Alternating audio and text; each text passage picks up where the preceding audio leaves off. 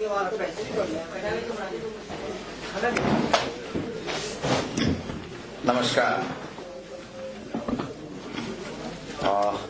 आप सब लोगों का प्रदेश कांग्रेस कमेटी के इस पवित्र प्रांगण में बहुत बहुत हार्दिक स्वागत, अभिनंदन।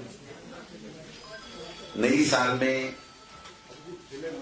अपन पहली बार मिल रहे हैं, तो नया साल भी चाहे लेट ही हो, बाहर मिले होंगे, लेकिन प्रदेश कांग्रेस कमेटी में प्रेस कॉन्फ्रेंस में पहली बार मिल रहे हैं, तो मैं आप सबको नए साल की बहुत बहुत हार्दिक शुभकामनाएं और बधाई भी देना चाहता हूं कि आपके लिए नया साल बहुत मंगलमय हो।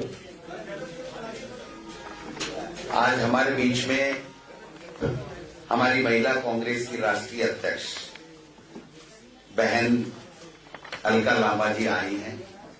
मैं इनका प्रदेश कांग्रेस कमेटी की तरफ से बहुत बहुत हार्दिक स्वागत भी करता हूं, अभिनंदन भी करता हूं। धन्यवाद। आज जो प्रेस कॉन्फ्रेंस के माध्यम से आपसे रूबरू अलका जी होंगी, ये अपनी बात कहेंगी, उसके बाद में मैं दो बात आपसे करूंगा। उसके बाद में अगर आपके कोई सवाल जिस किसी से भी होंगे उनके ऊपर हम लोग बात करेंगे। तो सबसे पहले मैं लंबी बात नहीं करके अलका जी से आग्रह करूंगा कि वो अपनी प्रेस कॉन्फ्रेंस को शुरू करें। अलका जी पहले ये आप सभी पत्रकार साथियों को मेरा नमस्कार। मैं अपनी बात को रखूं उससे पहले एक 4 पन्नों की बुकलेट है, भारत जोड़ो न्याय यात्रा को लेकर मैं अध्यक्ष जी से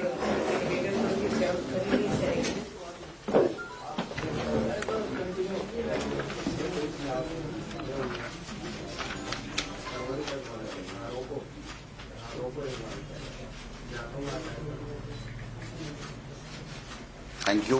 धन्यवाद।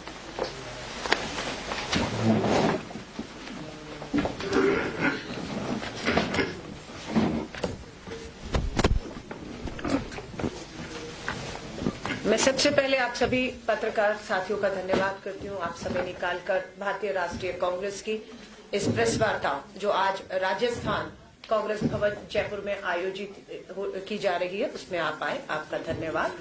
मेरे साथ प्रदेश कांग्रेस के अध्यक्ष, महिला कांग्रेस अध्यक्ष और हमारे सम्मानित परिवार के कांग्रेस के सदस्य सभी मंच पर हैं, उस सबकी तरफ से आपका स्वागत करती हूं।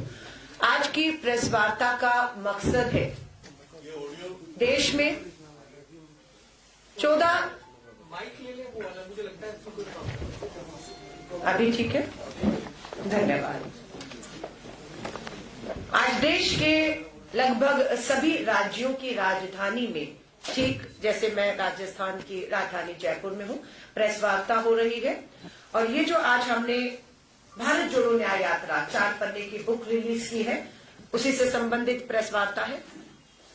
पहली यात्रा 7 सितंबर को शुरू हुई थी 2022 को, कन्याकुमारी से कश्मीर तक 4000 किलोमीटर का सफल एक यात्रा रही। कन्याकुमारी से कश्मीर में लोग जुड़े उसमें, उसी की मांग को देखते हुए कि पूर्व से पश्चिम की भी यात्रा की जाए, कोई भी राज्य छूटना नहीं चाहिए। अब दूसरी यात्रा 14 जनवरी को मणिपुर से पूर्व से पश्चिम गुजरात होते हुए महाराष्ट्र मुंबई तक पहुंचेगी। 14 जनवरी 2024 को यात्रा शुरू होगी और 20 मार्च 2024 को मुंबई में समापन होगा। ये यात्रा लगभग हमारी जो है 6713 किलोमीटर चलेगी। इस यात्रा में 110 जिलों से ये गुजरेगी। ये यात्रा 15 राज्यों से गुजरेगी। पहली यात्रा भारत जोड़ने का प्रयास था, भारत जोड़ने की यात्रा थी और इसमें हम कामयाब हुए। हम देश को जोड़ने में, देश के मुद्दों को से जोड़ने में कामयाब हुए। इस यात्रा में न्याय शब्द जोड़ा गया है। भारत जोड़ो अब ये न्याय यात्रा है। न्याय यात्रा आर्थिक न्याय की लड़ाई, न्याय यात्रा सामाजिक न्याय की लड़ाई है, न्याय यात्रा राजनीतिक न्याय की लड़ाई है। इस लड़ाई में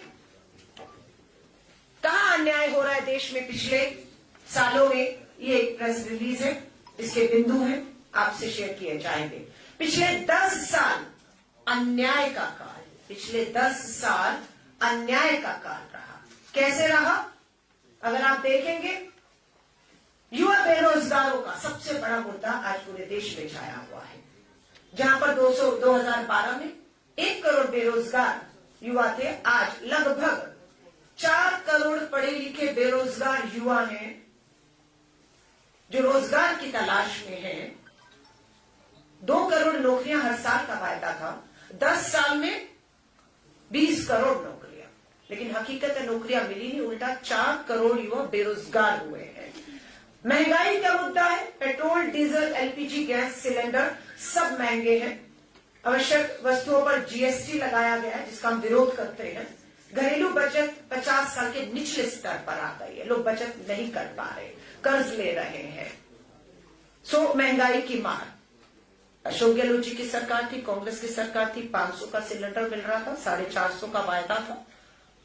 अभी हमने एक उपचुनाव जीता है श्री करणपुर में, अध्यक्ष जी आपकी अध्यक्षता में ये हमने चुनाव, उपचुनाव, और छोटे मोटे मार्जिन से नहीं, 11,000 वोटों से उपचुनाव। और ये आपको मालूम है, जिसकी उपचुनाव नहीं है, चुनाव, माफी चाहूंगी, चुनाव है, क्योंकि चुनाव होना था में, उसके बाद किसी कारणों से ये रद्द हुआ, दोबारा हुआ, उपचुनाव नहीं था। पर बात यह है कि चुनाव सरकार बनने के बाद हो रहा था और जो उम्मीदवार थे उन्हें मंत्री बना दिया गया था। चुनाव आयोग से हम गुहार लगाते रहे, चुनाव आयोग के कान में जू तक नहीं लेंगे। परिणाम दिया लोगों ने, और होता ही है कि जिसकी सरकार बनती है, कोई भी सरकार के बनने के बाद चुनाव सत्ताधारी ही जीतता है। लेकिन ये हमारी जीत है, ये राजस्थान की जीत है, ये करणपुर के लोगों की जीत है। मैं उन्हें धन्यवाद और बधाई देती हूं। तो ये महंगाई का, खेती और किसानों का मुद्दा। आय 2022 तक दुगनी होनी थी, आज 10 सालों में क्या आय दुगनी हो गई है? एमएसपी पे कानून की मांग थी, क्या कानून बन गया? कमेटी का क्या जिक्र कहीं नहीं है। और यहां तक ये नेशनल क्राइम रिकॉर्ड ब्यूरो के आंकड़े बताते हैं कि भारत में हर 1 घंटे में 1 किसान, अन्नदाता आत्महत्या करने पर मजबूर हो रहा है। कमजोर वर्ग, एससी एसटी के खिलाफ जो भेदभाव बढ़े हैं, हमारी मांग है कि जातीय जनगणना कराई जाए, लेकिन मांग को नहीं माना गया। इंडिया अलायंस और कांग्रेस अपना मैनिफेस्टो घोषणा पत्र तैयारी की ओर बढ़ रहा है। हमारा यह मानना है कि हमारी सरकार बनते ही इंडिया अलायंस और कांग्रेस की जातीय जनगणना देश में कराई जाएगी, और जिसकी जितनी आबादी उसे उसका उतना हक देने का हमारा उनसे वायदा आज भी है। महिलाओं पर अत्याचार, बेटी बचाओ बना दोषी बचाओ। मणिपुर से ये न्याय यात्रा सबको मालूम है, 8 महीने से मणिपुर जल रहा है। डबल इंजन की भाजपा सरकार है। आदिवासी दलित, आदिवासी बेटियों को पुलिस सुरक्षा थानों से घसीटकर बाहर लाकर सामूहिक बलात्कार किया जाता है, और उस पर जब कुछ भी कार्रवाई नहीं होती तो सुप्रीम कोर्ट फटकार लगाता है केंद्र की सरकार को कि अगर आप कार्रवाई नहीं करेंगे तो मुझे हस्तक्षेप करना पड़ेगा। आगे आ जाते हैं, जब महिलाओं की बात है, न्याय की बात है, दूसरा राज्य आता है आपका उत्तर प्रदेश। प्रधानमंत्री जी का संसदीय क्षेत्र बीएचयू में आईआईटी की छात्रा के साथ 3 लोग सामूहिक बलात्कार करते हैं। वो 3 लोग कोई और नहीं, भाजपा के आईटी सेल से जुड़े हुए युवा हैं, जिनकी प्रधानमंत्री जी से लेकर भाजपा के राष्ट्रीय अध्यक्ष और बड़े नेताओं के साथ बड़ी नजदीकियां हैं, तस्वीरें हैं। ये नहीं कह सकते कोई आया फोटो खिंचाकर चला गया। और वहीं पर जब पता लगा कि 2 महीने गिरफ्तारी क्यों नहीं हो पाई, पता लगा कि वो तो मध्य प्रदेश में लाडली योजना का प्रचार प्रसार कर रहे थे, भाजपा के लिए वोट बनाकर उनकी सरकार बना रहे थे, और उसके बाद उनकी गिरफ्तारी होती है। लेकिन प्रधानमंत्री जी आपका संसदीय क्षेत्र बेटी बचाओ का नारा दिया, और क्या हो रहा है ये देश आपसे अब सवाल करेगा। आ जाइए अगला, गुजरात। बिल्किस बानो 22 साल पहले 21 साल की भारत की बेटी बिल्किस बानो का 11 लोग सामूहिक बलात्कार करते हैं। 15 अगस्त 2022 का दिन याद रखिएगा। लाल किले की प्राचीर से, उसी प्राचीर से जहां से प्रधानमंत्री जी ने बेटी बचाओ का नारा दिया था, 15 अगस्त 2022 को आजादी का अमृत महोत्सव मनाया जा रहा था। और वहीं पर गुजरात में उसी 15 अगस्त 2022 को बिल्किस बानो के 11 सामूहिक बलात्कारी हत्यारे, जिन्होंने 7 सदस्यों की इसके परिवार की हत्या की, जिसमें 3 साल की बच्ची शामिल थी, उसको रिहा कर रहे थे। उन्हें रिहा ही नहीं किया।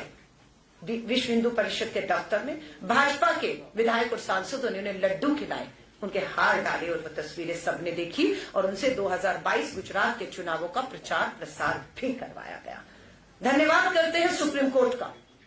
सुप्रीम कोर्ट का 1 साल बाद फैसला आता है बेटी की गुहार लगाने के बाद, याचिकाओं के बाद, कि यह फैसला गलत है।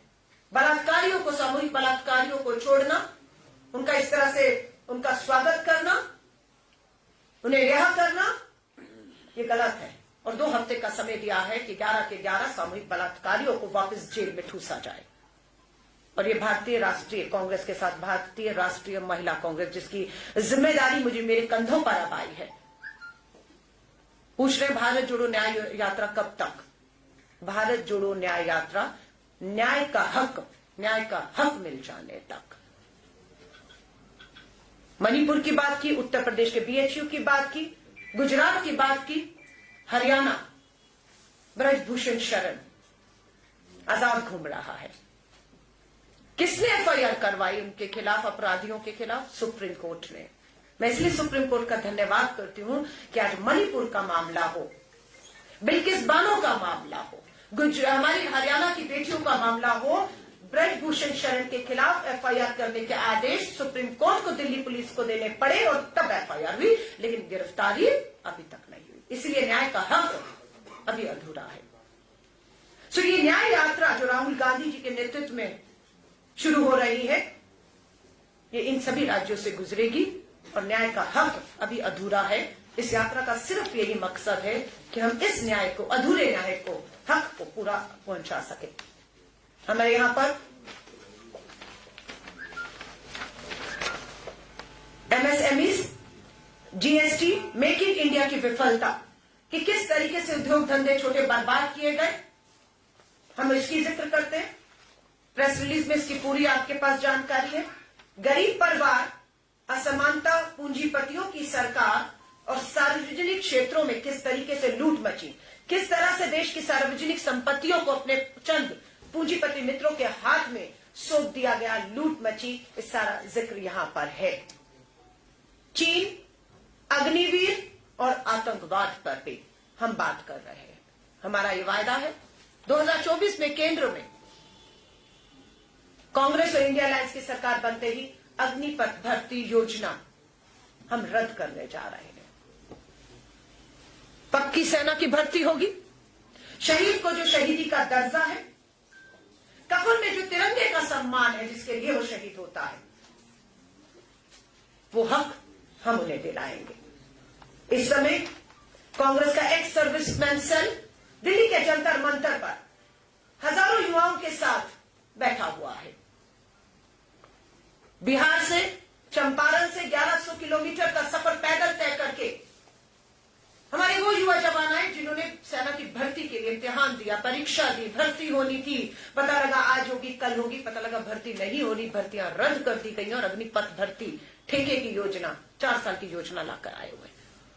उम्र निकल गई, कुछ और नहीं करना, जज्बा भारत मां की सेवा का था।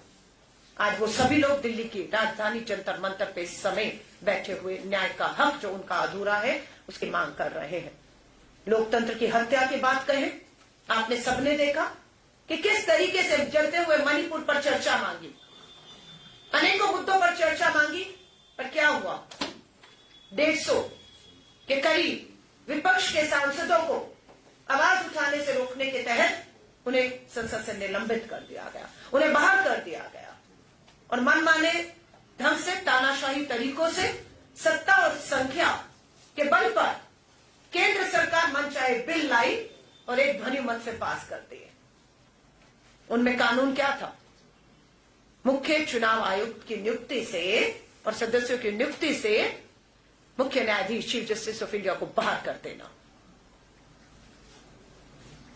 ऐसे बहुत से कानून ये लोग लाए। हमारे ट्रक चालक सड़कों पर थे, हिट एंड रन में 90 लाख ट्रक चालक देश में हैं, 30 लाख ट्रक चालक सड़कों पर आ गए कि हमसे कोई चर्चा नहीं, हमसे कोई बात नहीं, सदन में बहस नहीं। और आपने कृषि कानूनों के तरह ऐसे कानून जो तानाशाही तरीकों से थे पास कर दिए। क्या हुआ? कृषि कानूनों की तरह सरकार घुटनों पर आई और हमारे जितने भी देश में ट्रक चालक हैं उनसे कहा कि कानून बन गया है पर लागू नहीं होगा। महिला आरक्षण कानून बन गया है पर 2024 में देश की आधी आबादी को हक मिलेगा, 33% सीटों पर लड़ पाए, नहीं मिला है। तो ये सारे हमारे जो हक हैं वो अभी अधूरे हैं। इसीलिए जरूरत महसूस हुई भारत जोड़ो न्याय यात्रा, न्याय का हक मिलने तक ये यात्रा हमारी, ये संघर्ष हमारा जारी रहेगा। इसके लिए बहुत से लोग पूछ रहे हैं हम इस यात्रा में कैसे शामिल हो सकते हैं। उसके लिए हमने एक मिस कॉल नंबर जो है वो मैं आपके बीच में रख रही हूं। मिस कॉल नंबर है 9891802024। मैं दोबारा दोहरा रही हूं। भारत जोड़ो न्याय यात्रा से देश का और जिन राज्यों से गुजरनी है, जिन जिलों से जो भी यात्री जुड़ना चाहता है, यात्रा में शामिल होना चाहता है, उनके लिए मिस कॉल नंबर है। सिर्फ एक मिस कॉल करना है। नंबर है 9891802024। और जो भी इस मिस कॉल देगा उन्हें हम यात्रा में शामिल करेंगे और उन्हें न्याय योद्धा, उन सभी को न्याय योद्धा कहा जाएगा। ये यात्रा श्री राहुल गांधी जी के नेतृत्व में हो रही है। ये यात्रा पूरी तरह से गैर राजनीतिक है। इसमें कोई चुनावी कहेंगे भाषण हो, वोट मांगे जाएं, नहीं होगा। सिर्फ जिनके साथ अन्याय हुआ है, कुछ उदाहरण मैंने भी दिए, उनको न्याय दिलाने का वायदे के साथ हर आदमी, हर देश का नागरिक, जवान है, किसान है, आदिवासी है, दलित है, बेरोजगार है, पीड़ित महिलाएं हैं, देश का हर नागरिक इस यात्रा में हिस्सा बन सकता है, अपनी बात को रख सकता है और एक बड़ा मंच उन्हें न्याय योद्धा के तौर पर भारत जोड़ो न्याय यात्रा के तहत हम दे रहे हैं। मैं आप सभी से हाथ जोड़कर निवेदन करूंगी, हमें मालूम है चुनाव की दहलीज पे खड़े हैं। जनवरी है, फरवरी और मार्च में कभी भी चुनावों की आचार संहिता जो है वो लागू हो जाएगी। भारतीय राष्ट्रीय कांग्रेस अपने इंडिया अलायंस के 28 दलों के साथ पूरी मुस्तैदी के साथ इस पे काम कर रहा है। पूरी कोशिश है इस महीने के अंत तक भी भारतीय राष्ट्रीय कांग्रेस की कोशिश है, जहां पर हमारी सीधे टक्कर है भाजपा के साथ, जहां हमारे एलाइज के साथ हमारी बातचीत नहीं है, वहां वो नहीं है, लाइक बंगाल, उत्तर प्रदेश, बिहार, तमिलनाडु, ये राज्य हैं जहां पर हमारे सहयोगी इंडिया के जो है उनसे बात है। लेकिन जहां हमारी सीधे है, हम सीधा भाजपा के साथ हैं। बहुत हम उम्मीद करते हैं कि इस महीने के अंत या पहले हफ्ते तक पहली सूची उम्मीदवारों की आ जाए। हमारी पूरी तैयारी इसमें कमर कस चुके हैं। मैं आप सभी साथियों को कहूंगी, पत्रकार साथियों से, भारत जोड़ो यात्रा हो या भारत जोड़ो न्याय यात्रा हो, मीडिया के लोगों का बहुत बड़ा इसमें चौथे स्तंभ का जो है वो सहयोग रहा। ऐसा नहीं है कि यात्रा आपके माध्यम से लोगों तक पहुंची।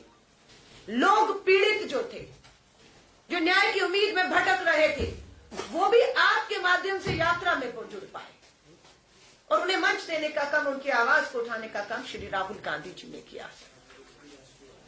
कल ही हमारे अग्रिम संगठनों की मीटिंग हुई। लगातार हमारे हर राज्य की लोकसभा की तैयारियों को लेकर मीटिंग पूरी हो चुकी है। स्क्रीनिंग कमेटी केंद्रीय और राज्यों की बन चुकी है। हमारी इंडियन अलायंस की जो समूह को मुकुल वासनिक जी के नेतृत्व में, जिसमें हमारे राजस्थान के मुख्यमंत्री भी हैं उस कमेटी में, पूर्व मुख्यमंत्री छत्तीसगढ़ और ये लोग हैं। इंडिया अलायंस के समूह से लगातार बैठकें हो रही हैं 101 और जल्द मुझे लगता है हम इस दिशा में आगे बढ़ेंगे। मैं आप सभी साथियों से निवेदन करती हूं। इसके बाद हमारी महिला कांग्रेस के अध्यक्ष भी हैं, हमारे प्रदेश कांग्रेस के अध्यक्ष भी हैं। मैं महिला कांग्रेस के तौर पर कल मैंने शपथ ली। ये पहला दौरा, पहला राज्य आज मेरा राजस्थान जयपुर है। मैं अपने आप को भाग्यशाली मानती हूं कि जयपुर राजस्थान अध्यक्ष जी मेरे लिए बहुत निजी तौर से भी हमेशा लकी रहा है।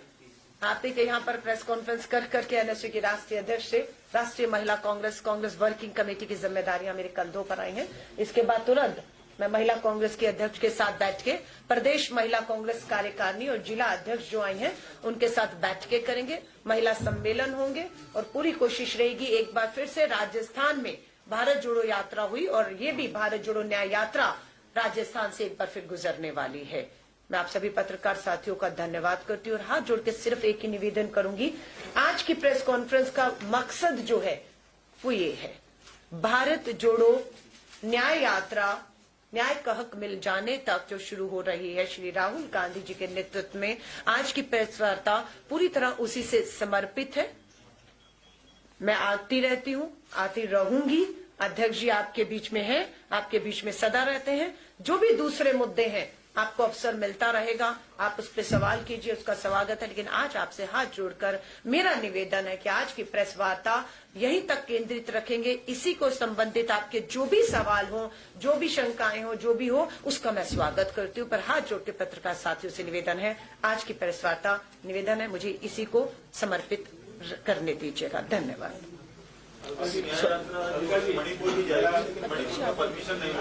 बिल्कुल, देखिए यही हम कह रहे हैं, लोकतंत्र की हत्या हो रही है। संसद में सवाल उठाएंगे, आपके माइक बंद किए जाते थे। राहुल गांधी जी और बहुत से सांसदों की सदस्यता रद्द कर दी है ना, उनको जो है उनके पर राहुल गांधी जी के तो आपको मालूम है। अब क्या हो रहा है कि मणिपुर से यात्रा, डबल इंजन की भाजपा की सरकार है, 8 महीने से मणिपुर जल रहा है। भारत के अंदर ही, मणिपुर के अंदर ही 2 समुदाय आपस में मारकाट, हिंसा है, लोग मौत के मुंह में जा रहे हैं। लेकिन केंद्र की भाजपा सरकार और प्रधानमंत्री जी समुद्र किनारे कुर्सी लगाकर नववर्ष मना रहे हैं। हम पूछ रहे हैं मणिपुर कब जाएंगे। राहुल गांधी जी पहली बार नहीं जा रहे यात्रा के लिए। आपको मालूम है मणिपुर में राहुल गांधी जी पहले भी दौरा किया, राहत कैंपों में गए, लोगों से मिले, पीड़ा को जाकर हमारी महामहिम राष्ट्रपति जी के सामने रखा और बात की। पीड़ित बेटियां जंतर मंतर तक आई, सामूहिक बलात्कार की जो हमारी आदिवासी बेटियां शिकार हुई, लेकिन कोई सुनवाई नहीं हुई। आज राहुल गांधी जी की भारत जोड़ो न्याय यात्रा की इजाजत, ये आप सही कह रहे हैं। वहां की पुलिस प्रशासन, वहां का राज्यपाल, मुख्यमंत्री, केंद्र के पूरे दबाव में कि किसी तरह भी ये यात्रा मणिपुर से नहीं गुजरने चाहिए और हमारी ये यात्रा किसी कीमत पर भी रुकने नहीं जाएगी। यात्रा मणिपुर से ही शुरू होगी, तय रूट से शुरू होगी और अब हमें भी देखना है कि कितना दम है उनमें और कितनी ताकत से वो रोकेंगे। जितनी ताकत से वो रोकेंगे उतनी ताकत से हम लोगों का जो न्याय दिलाने का भरोसा है वो मजबूत करते जाएंगे। धन्यवाद। मेरा सवाल ये है कि राहुल गांधी की जो भारत जोड़ो यात्रा हाँ जी, जिन राज्यों से गुजरी थी, हाँ राजस्थान है, मध्य प्रदेश है, छत्तीसगढ़ है, राजनीतिक लिहाज से सीटों का लाभ कांग्रेस को नहीं मिल पाया। क्या आप लगता है कि इस यात्रा से कांग्रेस को कुछ लाभ मिलेगा लोकसभा चुनाव में? देखिए मैं आपको फिर कह रही हूँ, वो यात्रा या ये यात्रा पूरी तरह से गैर राजनीतिक है।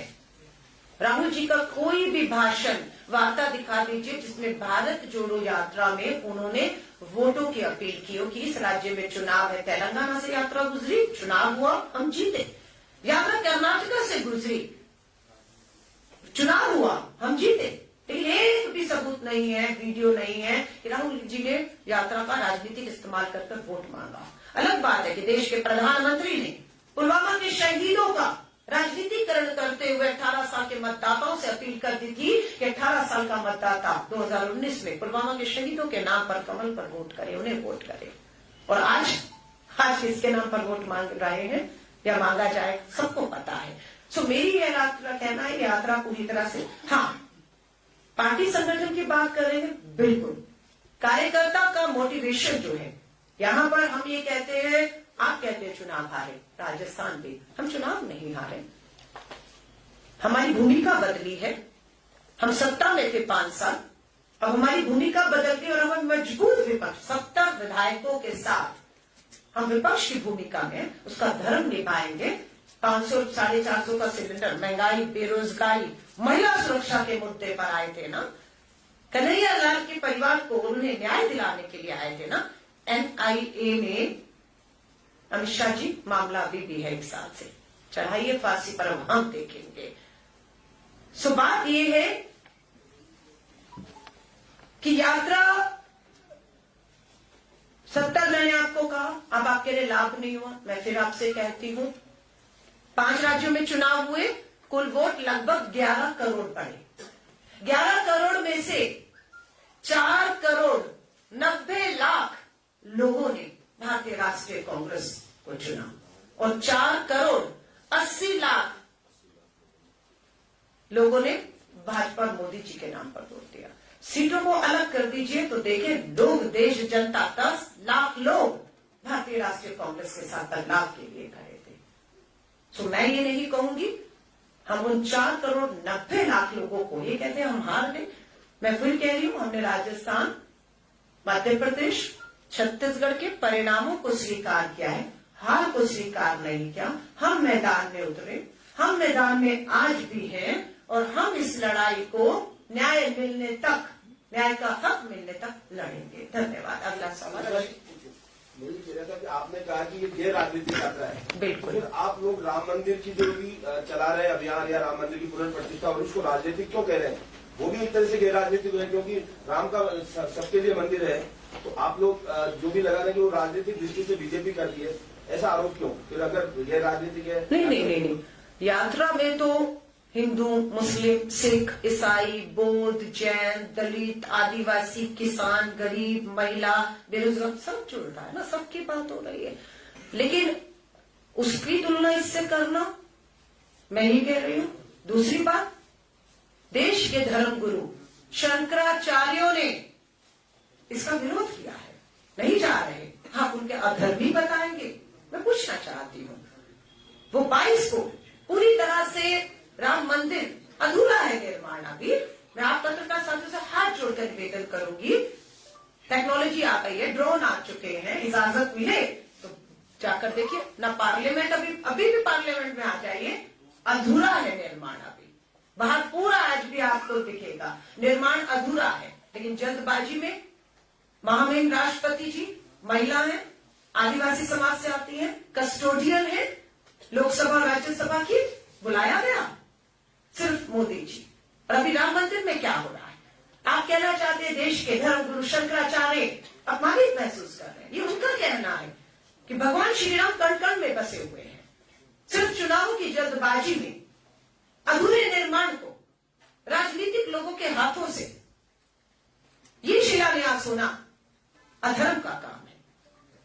ये काम जो धर्म से जुड़े हुए लोग हैं, हमारे गुरु, हमारे शंकराचार्य हैं, ये पूरी तरह से उन्हें करना चाहिए था। और हम सब लोगों को जिसमें राष्ट्रपति जी, प्रधानमंत्री जी, उपराष्ट्रपति जी, हर राजनेता नेता, मुझे लगता वही क्यों, हर आम नागरिक क्यों इसे राजनीति के दायरों में देखा जा रहा है कि राष्ट्रपति जा रहे हैं, पार्टी का नेता, मुख्यमंत्री, आमंत्रण दिया गया है, वो तय कर रहे हैं कि कौन आएगा और कौन नहीं जाएगा।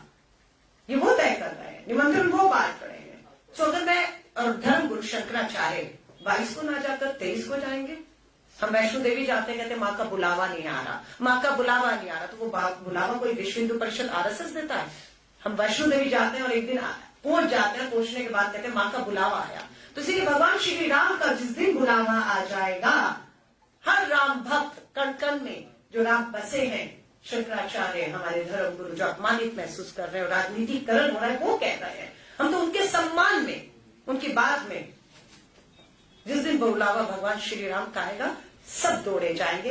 लेकिन दुर्भाग्य है 24 का चुनाव सामने मुद्दों पर बात करने के लिए नहीं है। लोकतंत्र की हत्या, संविधान की हत्या, किसानों के ये हत्यारे हैं, आत्महत्याएं की, बेरोजगार युवा, सेना, सरहदें, महिलाएं बलात्कार की शिकार हो रही हैं आपके उत्तर प्रदेश में। और आप भगवान श्री राम का राजनीतिकरण करके वोटों की राजधानी दिल्ली पटी पड़ी है। भगवान श्री राम, प्रधानमंत्री मोदी जी दोनों, और एक में तो प्रधानमंत्री जी का कद इतना बड़ा कि भगवान श्री राम की उंगली पकड़ कर ले जा रहे हैं। हाँ, तब धर्म, हिंदू धर्म का अपमान नहीं हुआ, तब आपको नहीं लगा, तो मैं माफी चाहूंगी। ये भाजपा का एजेंडा है, हमारे एजेंडे ये है जिसको लेकर हम आए। ये कांग्रेस आला समाज के 22 तारीख को अयोध्या न जाने के फैसले से इत्तेफाक करती है, और क्या आपका भी 22 तारीख को जाने का कार्यक्रम? देखिए, कांग्रेस अध्यक्ष और हमारा लाइन भारतीय राष्ट्रीय कांग्रेस के शीर्ष नेतृत्व की लाइन से अलग नहीं हो सकती। हम ये मानते हैं कि भारतीय राष्ट्रीय कांग्रेस ने धर्मगुरु, शंकराचार्य और जो भी माहौल, अधूरा राम निर्माण, राजनीति के इस्तेमाल, सबको देखकर बहुत सोच समझकर कि मुद्दों पर आइए। भगवान श्री राम भी ये चाहेंगे। शबरी के बेर खाए थे भगवान श्री राम ने झूठे। वो शबरी, वो दलित, वो हमारी बहन आज बलात्कार के जो उसका रूप है आज शिकार हो रही है। हाँ, सो मैं फिर कहूंगी, निजी मेरा क्या कार्यक्रम होगा, निजी आपका क्या, वो हमारी निजी आस्था। आप जाएंगे, आप नहीं जाएंगे। अगर एक चैनल का एक पत्रकार साथी जाए या ना जाए तो उसका पूरा चैनल से क्या मतलब है। तो प्लीज इस मुद्दे को हम यहीं खत्म करेंगे, क्योंकि भाजपा चाहती है कि पूरा, क्योंकि राजनीति का धर्म होना चाहिए, राजनीति का धर्म होना चाहिए, लेकिन धर्म पर राजनीति नहीं होनी चाहिए। धर्म पर राजनीति कर वोटों का ध्रुवीकरण करके, वोट हासिल करके सत्ता हासिल करने का प्रयास नहीं होना चाहिए। और सत्ता हासिल हो जाए तो मात्र अपने पूंजीपति मित्रों के नहीं, देश के गरीब मजदूर किसान की भी सोचनी चाहिए। पार्टी के स्टैंड से कई लोग सहमत नहीं। आपके गुजरात के एक्स पीसीसी चीफ और मौजूदा एमएलए अर्जुन मोटवाडिया ने विरोध किया है। या फिर आपसे कह रही हूँ, पार्टी की लाइन पार्टी की लाइन है। पार्टी के अलावा आपकी भी अपनी निजी जिंदगियां हैं, निजी आस्थाएं हैं। एक ही चैनल, एक ही पार्टी में हर धर्म के लोग हैं, हर जाति के लोग हैं, अपनी अपनी आस्थाएं हैं, अपने अपने विश्वास। उसके हिसाब से कोई जाएगा, कोई नहीं जाएगा। उसका सम्मान होना चाहिए, उसका लोकतंत्र में सम्मान होना चाहिए। धन्यवाद।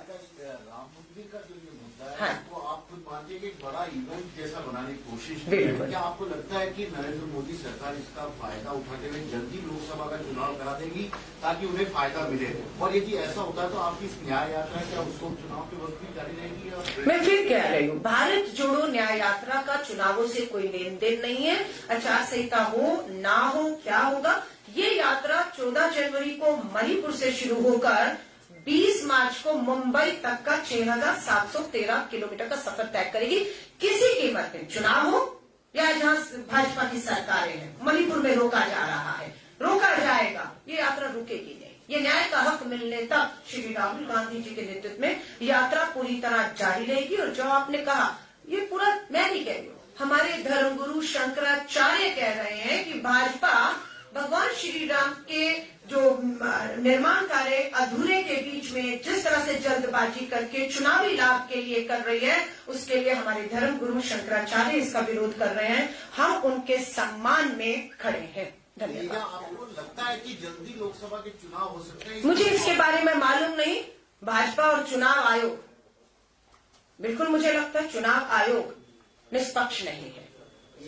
मुख्य न्यायाधीश की 5 जजों की बेंच का फैसला आता है कि 24 के चुनावों से पहले मुख्य चुनाव आयुक्त और 2 सदस्यों की नियुक्ति अब सरकार नहीं करेगी, एक पैनल करेगा, जिस पैनल में प्रधानमंत्री रहेंगे, नेता विपक्ष रहेंगे और मुख्य न्यायाधीश चीफ जस्टिस ऑफ इंडिया रहेंगे। ये फैसला आया 5 जजेस की बेंच का। लोगों का विश्वास पक्का हुआ कि 24 के चुनाव में चुनाव आयोग और पूरा आयुक्त निष्पक्षता से चुनाव कराएगा, वोट कराएगा और गिनती कराकर सरकारें बनाएगा। लेकिन भाजपा ने सत्ता के दम पर 150 सांसदों को बाहर किया, बिल ले आई और पास भी हो गया कि मुख्य न्यायाधीश को चुनाव आयुक्त और सदस्यों की नियुक्ति से बाहर कर दिया गया है।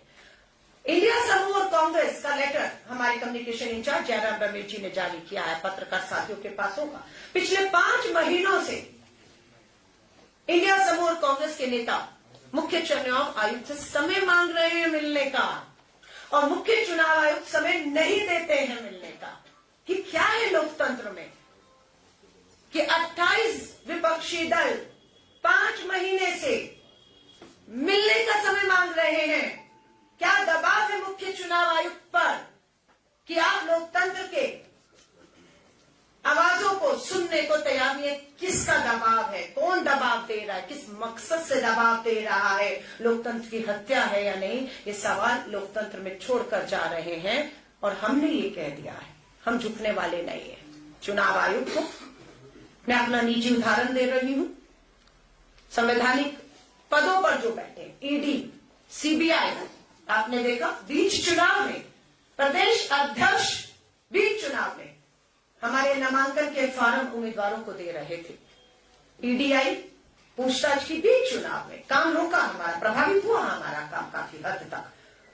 लेकिन आज कहां है हमारे अध्यक्ष? आपके बीच में सीना चौड़ा करके बैठे हुए हैं, बिना डरे बैठे हुए हैं। आज कहां है सब? कहां है सीबीआई, आईटी? अब चुनाव 24 का आ जाएगा, बीच चुनाव में फिर छत्तीसगढ़ जहां जहां पहुंचना होगा पहुंचेगा। तो मेरा ये कहना है कि ईडी हो, सीबीआई हो, संवैधानिक संस्थाएं, चुनाव आयोग हो, पूरी तरह से कंप्रोमाइज्ड है। और इसी को हम लोकतंत्र की हत्या कह रहे हैं कि लोकतंत्र की दूसरी तरफ की आवाजों को नहीं सुना जा रहा है। इसीलिए न्याय का हक अधूरा है, हम इसको लड़ेंगे। और मैं निजी उदाहरण की जो बात कर रही थी, मैं दिल्ली पुलिस कमिश्नर की बात कर रही हूँ। पार्टी की प्रवक्ता हूं, महिला हूं, मैं अकेली नहीं हूं। हम देश भर में प्रेस वार्ता कर रहे हैं, हम इस सरकार को मुद्दों पर ललकार रहे हैं। मैसेज आता है वीडियो पर, वॉइस मैसेज है, संदेश है व्हाट्सएप पे, फोटो है, व्यक्ति का नंबर है, एक बार नहीं 2 बार है। दिल्ली पुलिस कमिश्नर को वो नंबर निजी तौर पर मेरे द्वारा पर्सनल व्हाट्सएप SMS करके दिया गया कि हम महिलाएं राजधानी दिल्ली में हैं, राजनीतिक हैं और हम पूरे देश में जा रही हैं, हमारे पास कोई सुरक्षा नहीं है। और इस तरह की धमकी आती है कि हम अगर भाजपा, मोदी जी किसी के खिलाफ, संघ, RSS, विश्व हिंदू परिषद, किसी के खिलाफ बोले और कोई सवाल किया तो हमारी गर्दन काट दी जाएगी। ये वॉइस मैसेज फोन नंबर के साथ दिल्ली पुलिस कमिश्नर को दिए 15 दिन हो गए हैं। क्या मजबूरी है दिल्ली पुलिस कमिश्नर की, या जो राज्यों में, मैं एक राज्य की बात नहीं कर रही हूं, बहुत सी हमारी बेटियां चक्कर काट रही हैं, सुनवाई नहीं है, सुनवाई नहीं है। सो आप सोच सकते हैं कि जब हमारी सुनवाई नहीं, दबाव है दिल्ली पुलिस कमिश्नर में, गृह मंत्रालय का, क्या आप नहीं मिलेंगे, नहीं सुनेंगे, वही दबाव चुनाव आयोग, IT, ED, CBI सबके पास है। और सब अपने संवैधानिक शपथ को भूल चुके हैं, सब सिर्फ सत्ता और कुर्सी बचाने के लिए लगे हुए हैं। और उसके पीछे सबसे ज्यादा जो धन है वही पूंजीपति मित्र का लगा हुआ है, जिसके कहने पर संवैधानिक पदों पर ऐसे लोगों को बिठाया जा रहा है जिसका मकसद सिर्फ ये है कि देश के लोकतंत्र की हत्या करना। धन्यवाद। अलका जी, आपने अभी अभी कहा है कि चुनाव आयोग निष्पक्ष नहीं है, तो क्या आप आने वाले चुनाव में कोई गड़बड़ी का अंदेशा रखती हैं या आप सीधा आरोप ही लगा रही हैं? नहीं, आरोप का है, सबूत दिए ना आपको। 5 जजों की, मुख्य न्यायाधीश के 5 जजों की बेंच ने ये महसूस किया कि ये सही नहीं हो रहा, इसे सही करना है, उन्होंने सही किया। मुख्य न्यायाधीश, शक है किसी को? किसने नियुक्त किया मुख्य न्यायाधीश ऑफ इंडिया? किसने बिठाया उस पद पर? किसने संविधान की शपथ दिलाई? अगर आपको शक है, हटा दीजिए। आपने मुख्य न्यायाधीश को हटाया? नहीं। आपने कहां से हटाया? आपने उस नियुक्ति कमेटी से, चयन कमेटी से, जो मुख्य चुनाव आयुक्त की नियुक्ति करेगा, उससे हटाया है। और उससे हटाते ही बेनकाब हुए आप। क्या आपके मन में डर है कि अगर मुख्य न्यायाधीश वहां पर होंगे नियुक्ति में, तो आप फैसला अपने मन मुताबिक उस अधिकारी को उस पद पर बिठाने का जो सोच के बैठे हैं, 2024 के चुनाव को प्रभावित वो नहीं कर पाएंगे।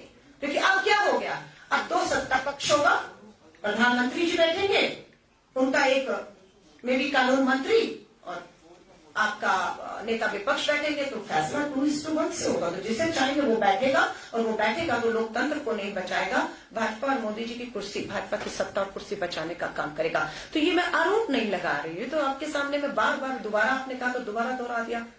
ये लोकतंत्र को चिंता करनी है, इसकी चिंता सिर्फ कांग्रेस को करनी है। कांग्रेस ने नागपुर में अभी 138 वर्ष पूरे किए हैं, 138 साल पूरे किए हैं। हम सत्ता में थे, हम सत्ता में नहीं थे। देश की आजादी को 75 साल हुए, तो 75 साल पहले क्या थे? गुलाम देश था, और कांग्रेस थी, वो लड़ रही थी इन अंग्रेजों से, इन तानाशाही सरकारों से।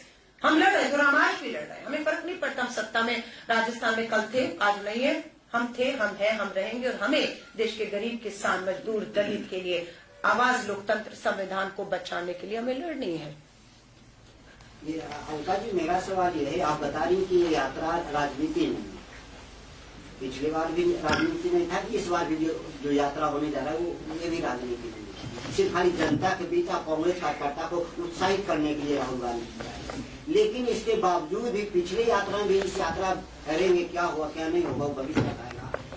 न तो कांग्रेस के कार्यकर्ता उत्साहित हो रहे हैं, बशर्ते सत्ता से और आउट हो जाते। जनता नहीं आपसे जुड़ पा रही है कांग्रेस से, और आप करें कि जनता मालूम नहीं, मेरे पत्रकार साथी ने मेरी पूरी प्रेस वार्ता सुनी, आप कहीं और व्यस्त थे, मैं दोबारा आपके लिए दोहरा रही हूँ। आपने कहा कार्यकर्ता उत्साहित नहीं है। 10 लाख कार्यकर्ता 28 दिसंबर को नागपुर में कांग्रेस के 138वें साल पर एकत्रित हुए। ऐतिहासिक हमारा 10 लाख कार्यकर्ताओं का था। लोग नहीं जुड़ रहे, दोबारा दोहरा देती हूँ। 11 करोड़ लोग वोट करते हैं और 4 करोड़ 90 लाख लोग कांग्रेस को चुनते हैं। आप कह रहे लोग नहीं जुड़ रहे हैं। और फिर वही बात, आपने कहा यात्रा में कार्यकर्ता जुड़ेगा। भारत जोड़ो यात्रा में बिल्कुल यात्री थे, यात्री चले कन्याकुमारी से कश्मीर तक। इस यात्रा में कार्यकर्ता नहीं है। इस यात्रा में मिस कॉल नंबर दोहराया है। उस मिस कॉल नंबर को करते ही हमारी यात्रा योद्धा हमसे जुड़ेंगे और वही राहुल गांधी जी के साथ मणिपुर से लेकर अपने अपने राज्यों में जुड़ते चले जाएंगे। यात्रा अगले राज्य में पहुंचेगी, वो अगले राज्य के अगले जो लोग हैं जो इस यात्रा में मिस कॉल देकर या जिस भी हमारी दूसरे तरीकों से जुड़ रहे हैं वो शामिल होते रहेंगे। धन्यवाद। अगला सवाल अध्यक्ष जी से सवाल कर लीजिए और धन्यवाद। कांग्रेस ने हाँ। कांग्रेस ने पार्टी के धन संगठन के लिए QR कोड जारी किया है। पता चला कि कुछ जगह वो गलत QR कोड होगा, दूसरे खातों में पैसे आ रहे हैं। मेरी नॉलेज में नहीं है। हाँ, नहीं आप मेरी नॉलेज में नहीं है। नहीं, ये काल्पनिक सवाल है, क्या है क्या नहीं है। आप हियर से कोई बात सवाल पूछ रहे हो, इसका कोई मतलब नहीं है। कोटा नगर निगम में आपकी सरकार ने गौपालन मंत्रालय बनाया। कोटा नगर निगम की गौशाला में 115 गायें सर्दी से मर गई। ये अगली बात मैं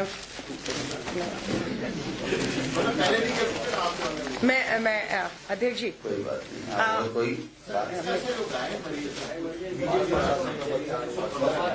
पहले नहीं मरी थी क्या? हिंगोलिया में नहीं मरी थी क्या?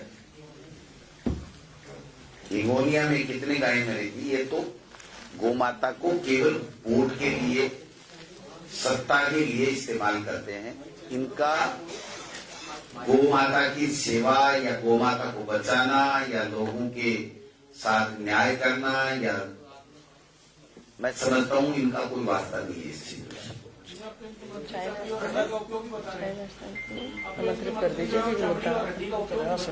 नहीं, अधिक से अधिक बच्चे पैदा करो, ये भी बता रहे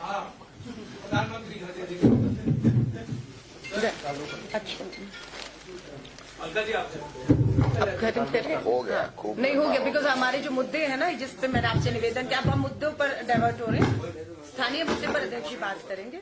हाँ,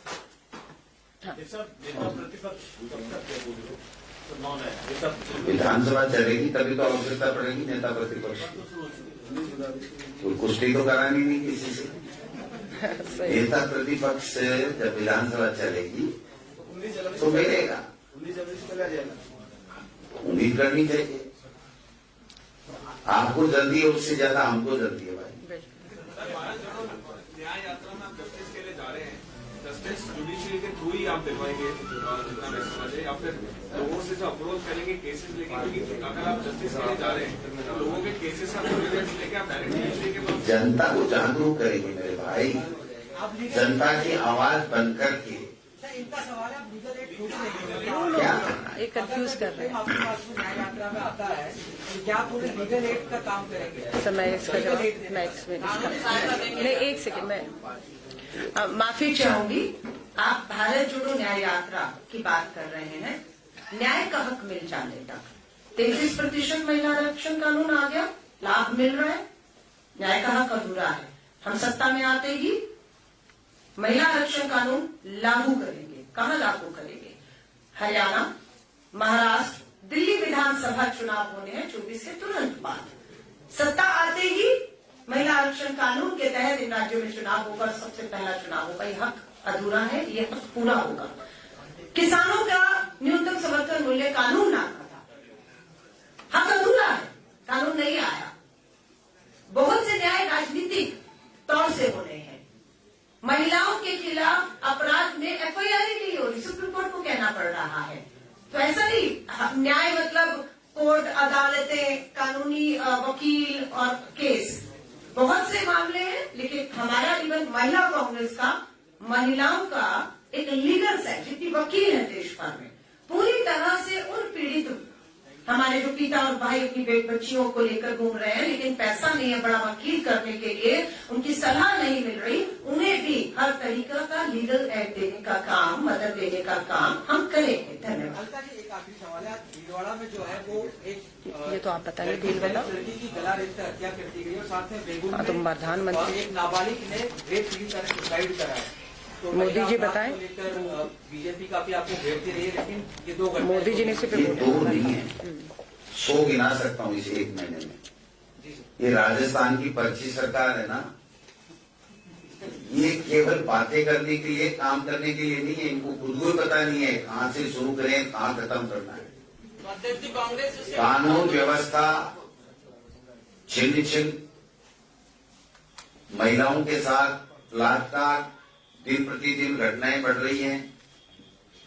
सारी की सारी योजनाएं जो कांग्रेस के सरकार के समय से चालू थी, उनको सबको बंद कर दिया गया। जितने डेवलपमेंट के काम थे, उनके सबके वर्क ऑर्डर रोक दिए गए, पैसा रोक दिया गया, और कोई काम नहीं कर रहा है। कोई भी मंत्री, मुख्यमंत्री कोई काम नहीं कर रहे हैं। मुख्यमंत्री को कह दिया गया कि आप तो घूमो राजस्थान, और एक ही बात करो कि एसआईटी बना दी है, एसआईटी बना दी है, भाई बना दी है एसआईटी, पता है एक निर्णय है, लाखों निर्णय करने, उसमें से एक निर्णय है, लेकिन उस एसआईटी में आगे बढ़ो।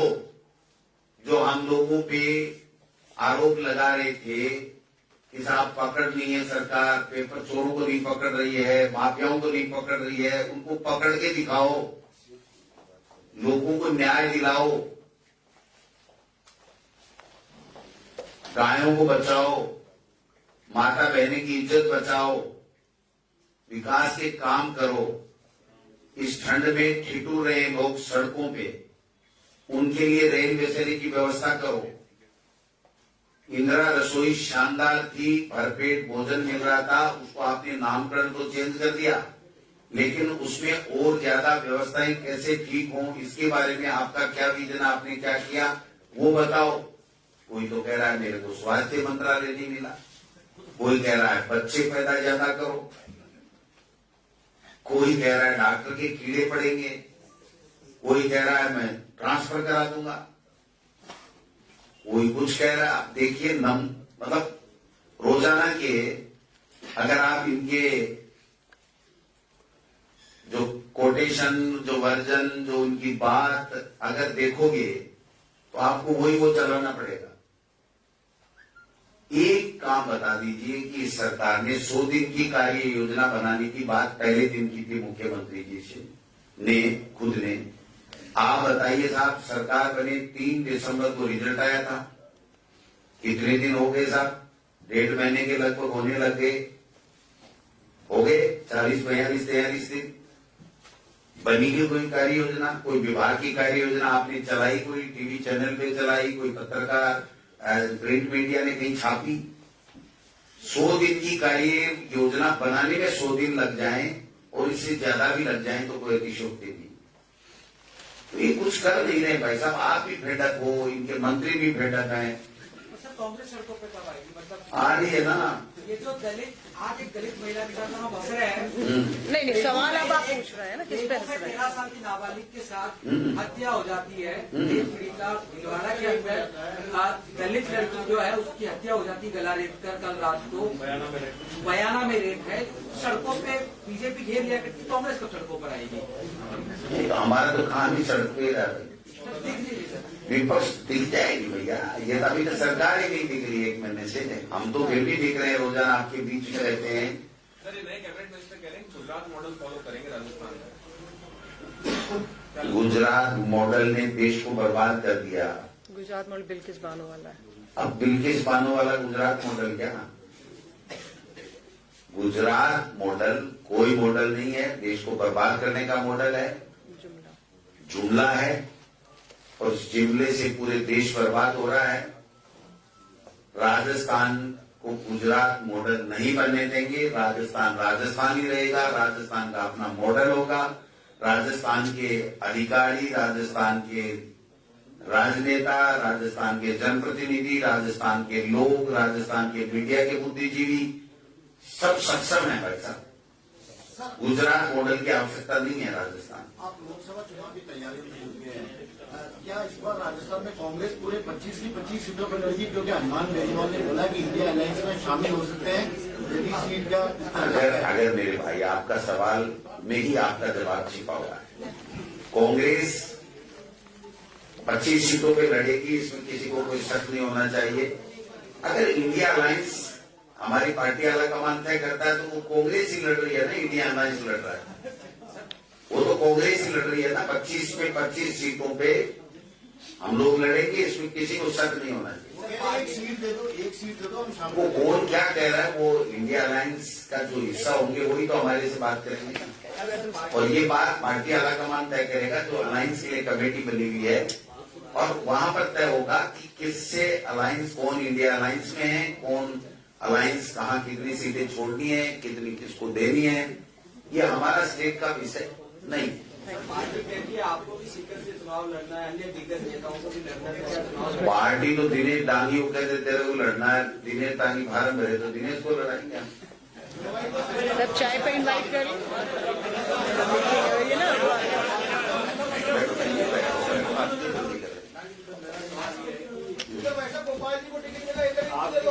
आपकी योजनाओं पर, आपकी सरकार की योजनाओं पर भाजपा ने विपक्ष में रहते सवाल उठाए थे और जिन अफसरों ने इन योजनाओं को बनाने में मदद की, आज भी भाजपा ने उन्हीं अफसरों पर भरोसा दिखाया।